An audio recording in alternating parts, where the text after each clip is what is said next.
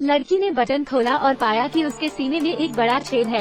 हे भगवान, उसने बिना क्लिक किए ही वीडियो देख लिया होगा। लड़की इतनी डर गई थी कि वह जल्दी से अस्पताल चली गई, लेकिन चलते चलते उसके पैर मुड़ गए लकड़ी की पेंच। ये बेहोश होकर गिर गई। इस समय लड़की के पतले पैर मुश्किल से उसके ऊपरी शरीर को संभाल पा रहे थे। लड़की हताश और असहाय थी, लेकिन कोई भी मदद के लिए आगे नहीं आया।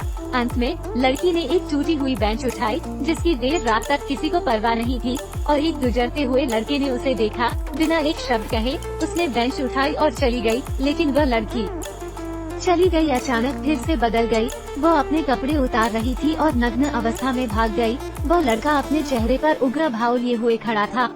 लड़की बस स्टॉप पर गई और एक सुंदर स्नातक उसे सीधे घर ले गई। उस आदमी के काम पर जाने के बाद वो कुर्सी से वापस पुरुषों के कपड़े पहनने लगी और घर का काम करने लगी।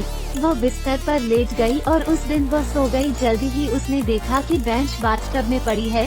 उसने इसके बारे में ज्यादा नहीं सोचा, एक तौलिया उठाया और ध्यान से बेंच पर पड़ी पानी की बूंदों को पोंछा।